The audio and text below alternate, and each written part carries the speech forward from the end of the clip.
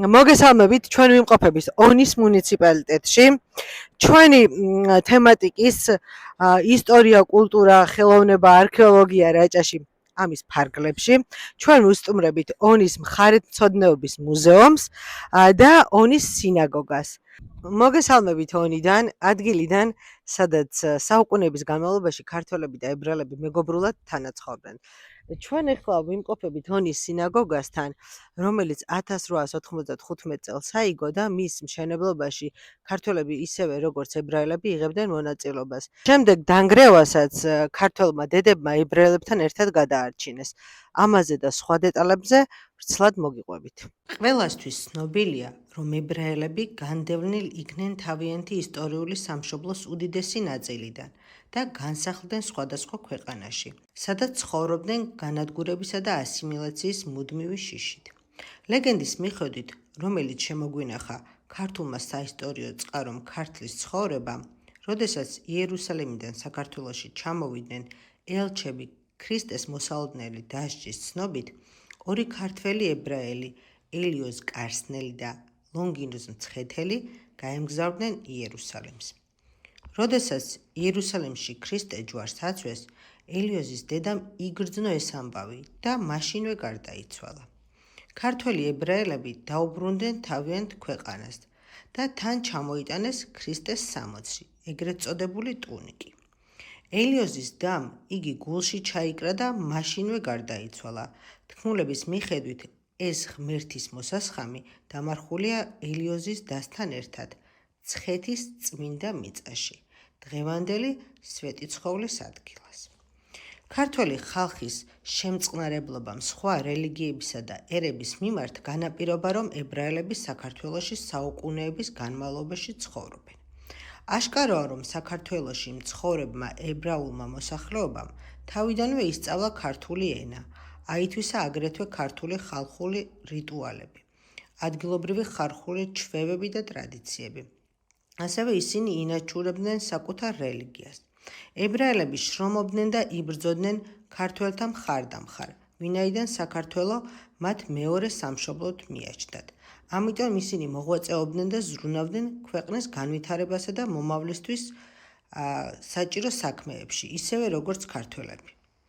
არავინ იცის ზუსტად როდის და რატომ დასახლდნენ ებრაელები რაჭაში, მაგრამ ყველასთვის ცნობილია, რომ ისინი საუკუნეების მანძილზე მეგობრულად და კეთილმეზობლად თანაცხოვრობდნენ აქ.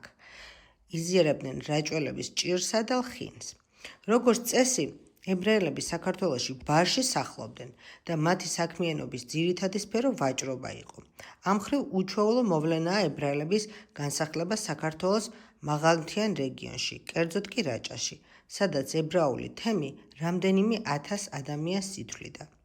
დღეს რაჭაში სულ რამდენიმე ებრაელი ცხოვრობს, თუმცა შემორჩენილია ონის სინაგოგა, რომელიც რეგიონის ერთ-ერთ ღირსშესანიშნაობას წარმოადგენს. როგორ გადაწყდა ონში ებრაელთა სალოცავის აგება? ეს მოხდა 1890-91 წლებში. აიგო ონის ყველაზე თვალსაჩინო ადგილას, ქალაქის ცენტრში. სინაგოგის ეზოში არსებული წარწერიანი სტელა გვამცნობს, რომ სინაგოგის მახლობლად იმავე ეზოში უწინ პატარა სალოცავი მდგარა. ებრაული თემის წარმომადგენლები მას პატარა ლოცვას უწოდებდნენ. რადგან პატარა ლოცვა მცირე მასშტაბის გამო სრულად ვერ იტევდა მომლოცველებს, გადაწყდა, რომ მის სიახლოვეს საჭირო იყო უფრო დიდი ზომის სალოცავის აგება. სწორედ ამიტომ 1890 წელს საფუძველი ჩაეყარა ონის ახალ სინაგოგას. მშენებლობა 5 წელს გაგრძელდა. 1895 წელს დასრულდა. აქვე უნდა აღინიშნოს, რომ საქართველოში აგებულ სინაგოგებს შორის ონის სინაგოგა სიდიდით მესამეა.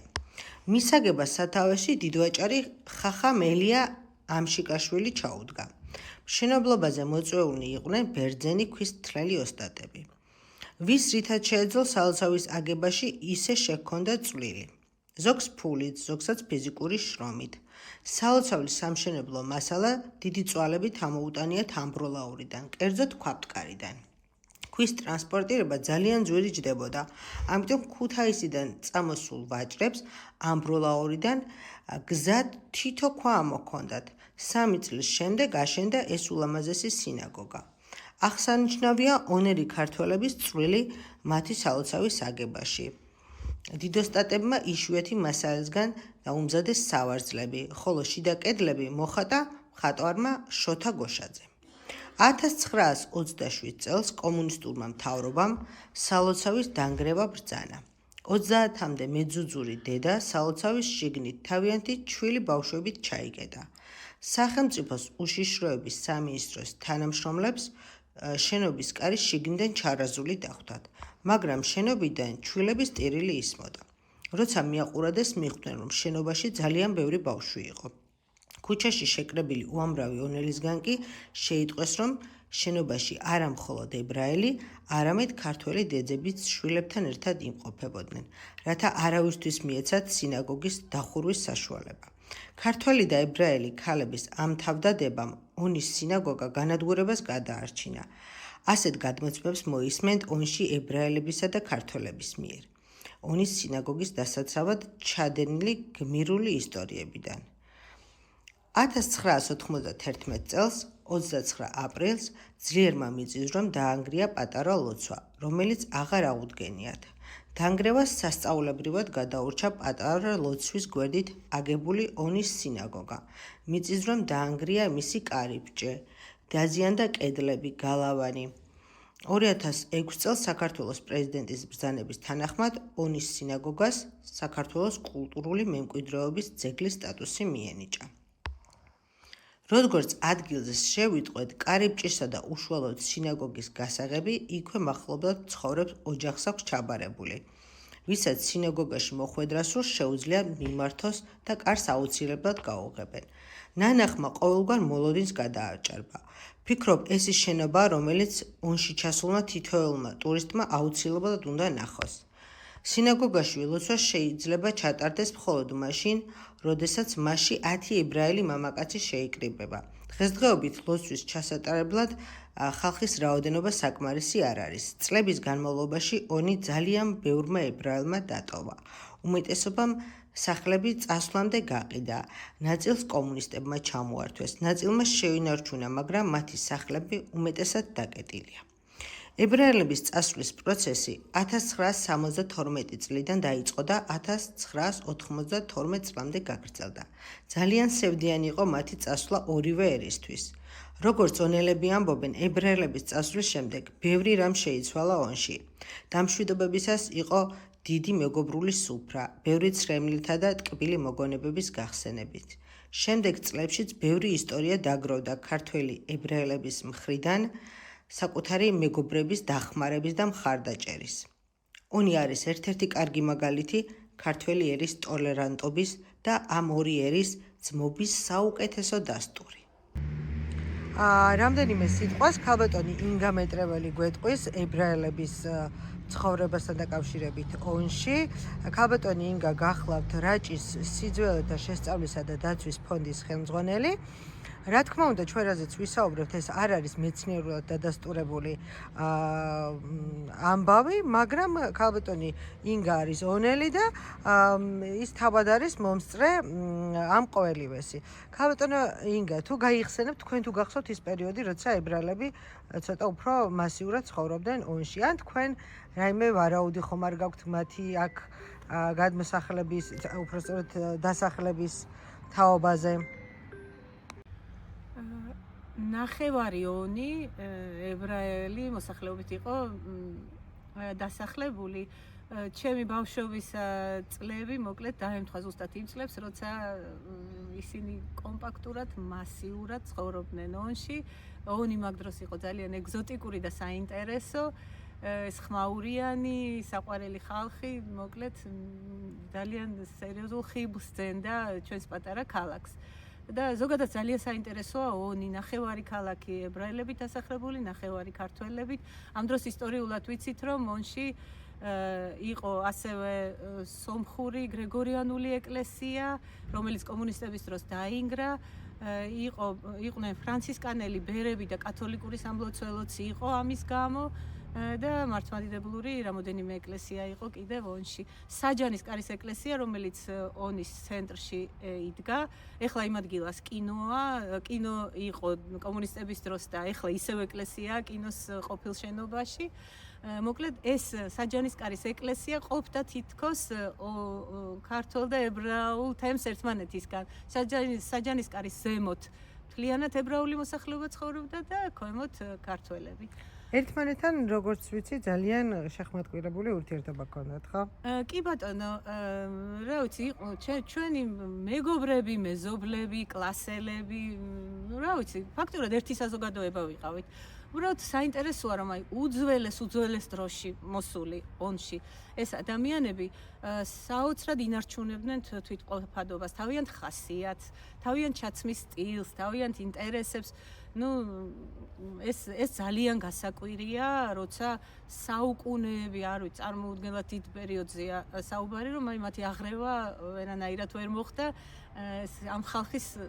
ამ ხალხის ნებისყოფის და რაღაც სიმტკიცის დამსახურება ეს, რომ ხო, ინარჩუნებდნენ თავიანთი თავიანთი რელიგია, ტრადიციები, ყველაფერი შეინარჩუნეს. თუმცა თხოვა-გათხოვების შემთხვევებიც ცოტ-ცოტა, მაგრამ მაინც იყო.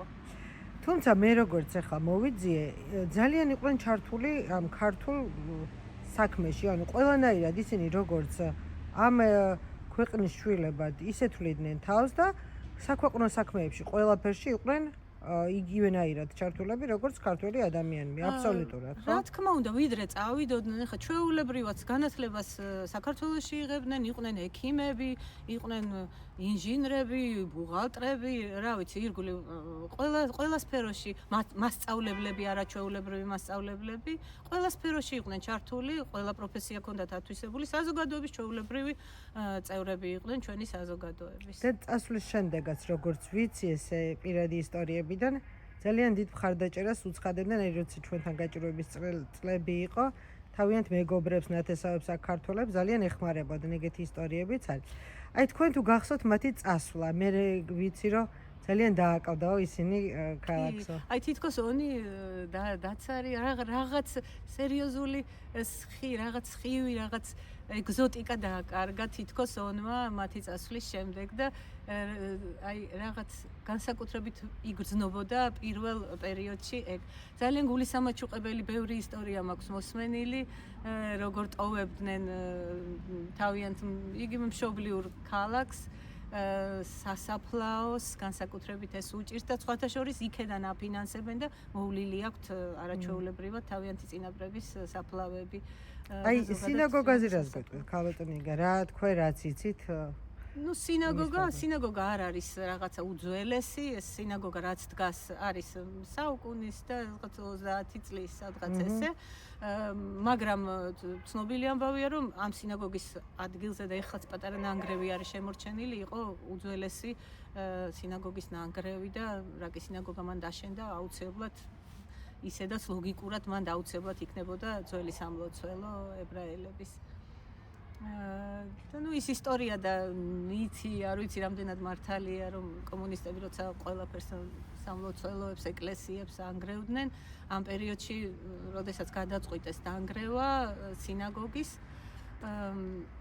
მოკლედ არის ასეთი მითი, რომ ბავშვიანი ქალები გამაგრდნენ შიგნით სინაგოგაში და არ მისცეს საშუალება დრო გაიყვანეს გარკვეულწილად. ამ დროს დელეგაცია იყო წასული, მოკლედ ონიდან ამ საქმის მოსაგვარებლად და ამბობენ, რომ ქართველი ქალებიც იყვნენ თავისი ბავშვებით ებრაელ ქალებთან ერთად და ბავშვებთან ერთად სინაგოგაში ესე გამაგრებულები, ესეთი ლეგენდაა, თუ მართლა იყვნენ ქართველებიც იქ, ზუსტად არ ვიცი, მაგრამ ყოველ შემთხვევაში ესეთი ლეგენდა გვსმენია და საბოლოო ჯამში ონის სინაგოგა გადარჩა.